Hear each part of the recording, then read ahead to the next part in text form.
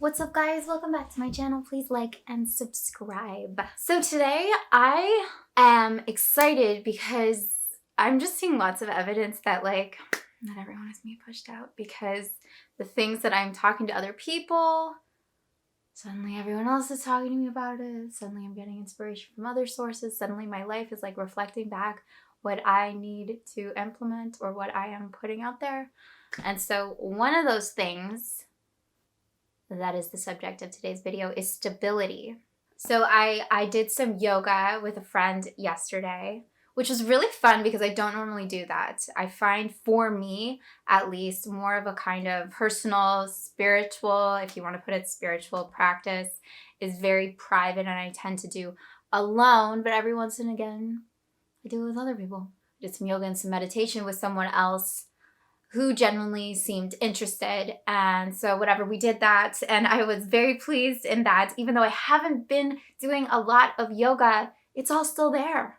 Like, I still got it, guys. I still can do like that pigeon pose. I still can do mermaid. I still, whatever. I know it's not about the poses. It's not about the poses. It's not about the flexibility, but it is. It's not, but it is. It's not. You're fine. We were just like, you know, following along to a video, but the best kind of yoga for me at least is a little bit improvisational. So you feel it. I always think that like whenever you take something into your own hands and you make it suit you, you're actually going to get a lot more out of it, because now you're engaging with the material itself and you're incorporating it. You're making it your own. So I was definitely doing a bit of that. And, you know, I started to like help the other person. And one of the things that we ended up talking about, such a long intro. Did I talk about what this video is about? It's about stability. Did I say that? I said it.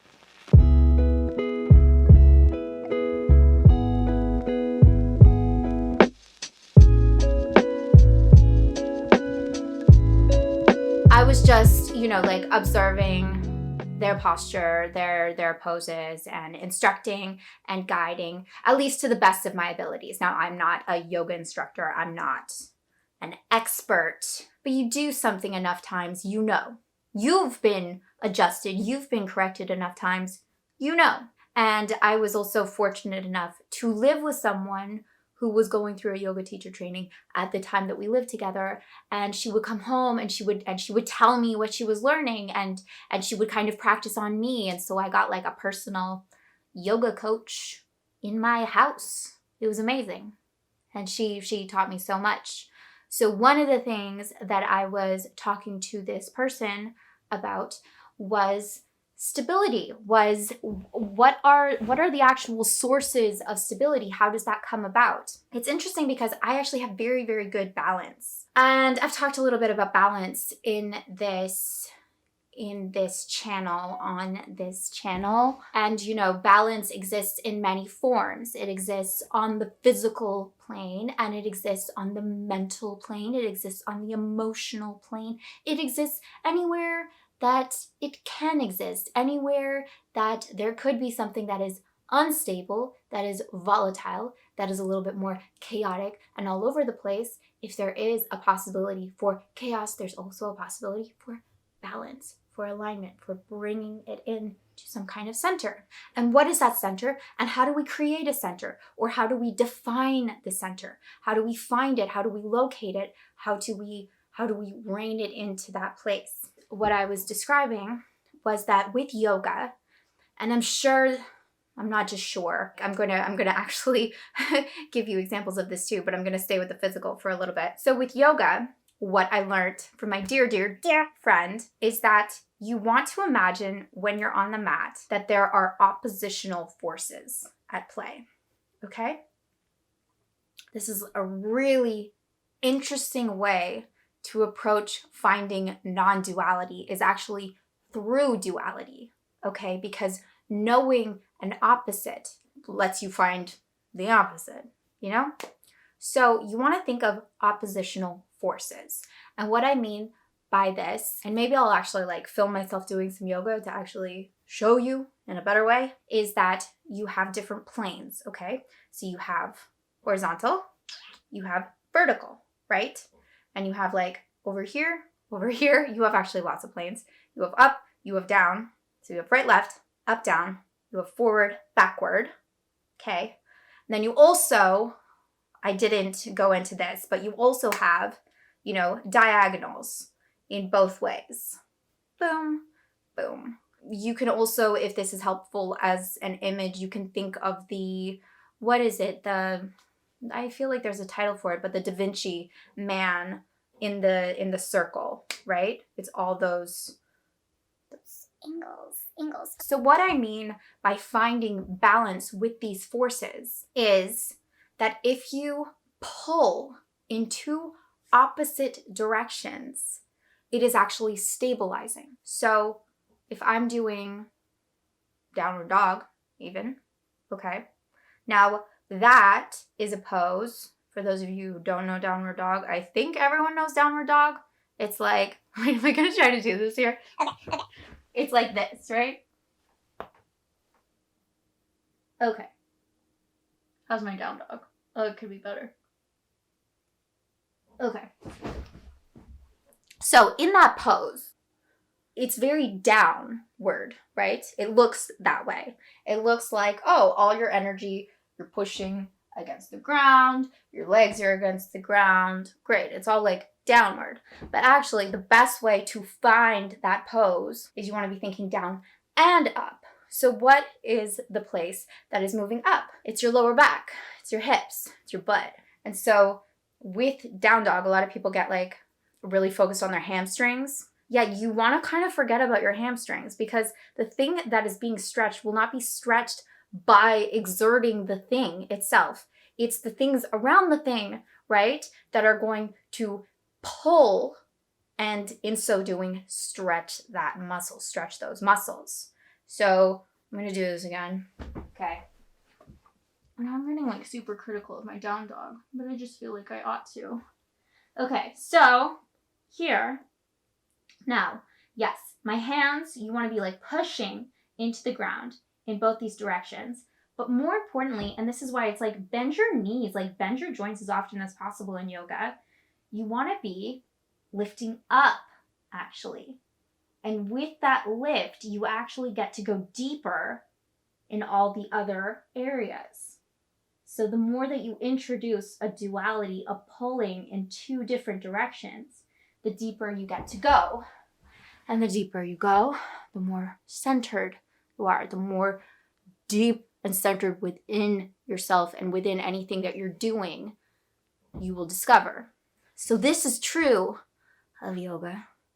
This is true of anything in life. And this is true of balance and stability itself. So this had me thinking a lot about relaxation. Now, a problem, there are no problems unless we define them as problems, but a problem with relaxation, with conversations about relaxation, is you can't just be like, hey, relax. Because often, by telling someone to relax, what they will do is they will now exert effort in the direction of relaxation, which is not relaxing. So, because you can't force yourself to relax. This is like, hey, go to sleep. You don't go to sleep, you like drop out of consciousness, you know? You don't relax, you stop exerting effort. And so the thing that enables relaxation, let's think of it like that, the thing that allows for relaxation are those opposite, those stretching elements, right? Stretching, like the periphery elements that are exerting some kind of energy, some kind of direction, some kind of focus and attention that is now allowing the center, the muscle, the desired outcome to relax or stretch or grow or whatever that is. So this actually ties like perfectly back into my video about originality. It's like you don't go towards originality, you go towards specificity. For this, with relaxation, with stability, you don't try to relax. You locate, you find the things that are stable. You find a ground and you put your energy on the ground, on the putting your weight into a ground. And by doing that, you relax, you give your weight over, right? Because now you're focused on the ground. Now you're becoming a part of the ground. And you can do this with the opposite, you know? Like you relax when you find a place from which you are safe, you are secure, you can give yourself over to it, right?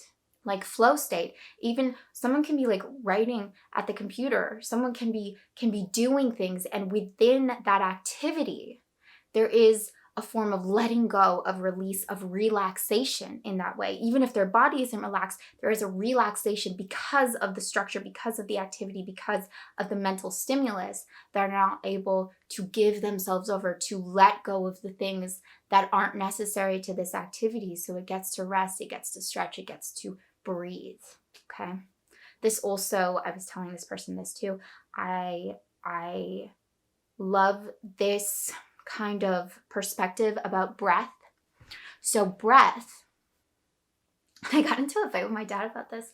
Did I ever talk about this on my channel? But anyway, I'll go into it. I learned something, a way to look at breath, which is that often we think that we are the breathers. We think that we are the ones doing the things, but actually we're just conduits. We're just like open, empty spaces that can allow for infinite possibilities if we will allow it. So with breath, what is actually happening when you breathe is you are increasing the volume of your abdomen. So you inhale, and what I'm actually doing is I'm expanding, okay? And now the air pressure within me and without me, now there's a difference because I've increased my volume. And so because of the increase of volume, air goes in, okay? And then I exhale.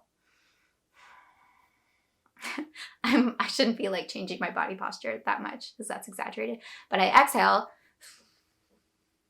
and now my volume shrinks. And again, to make up for the discrepancy of air pressure, air goes out. All right. So with that too, which is like so beautiful, it's that we're constantly in tandem with the space outside of us and inside, that we're constantly responding to everything around us. All right. But so you want to think of everything in your life as that, as you're just like, you know, pulling from in opposite directions. You're increasing the size of yourself in order to let more in, and then decreasing in order to let more out. And that's just beautiful. So I actually like want to follow this up with more of a exploration as to what stability is and what it could do for your life. I mean, let's just put it out there that like stability is a good thing and you want it and you need it, because if you think about it, you know, this is very martial arts oriented. This is, it just makes sense. You can only act, or you can only react. You can only have power and movement and strength and freedom to the extent that you have stability, to the extent that you are free from having to wobble around. You know, like a very chaotic structure or form or object or person is limited by that instability. So the first and foremost thing that one must establish in order to be free and powerful in life is to find your stability. I will go into a separate video about that maybe this week, but I wanted to give you guys that little glimpse for now about the idea of creating structure in your life to enable stability, to push and create and put attention not on the thing that you're actually like trying to do, but to create a structure so that that thing that you're trying to do can breathe you. Yeah. I love you so much. It's almost the end of summer. No, it's not. It's like August. It's the end of August. I think it'll be September 1st when I post this. So happy September, and I love you so much. And I hope you're having an amazing day and an amazing life. And I will see you in the next video. Bye.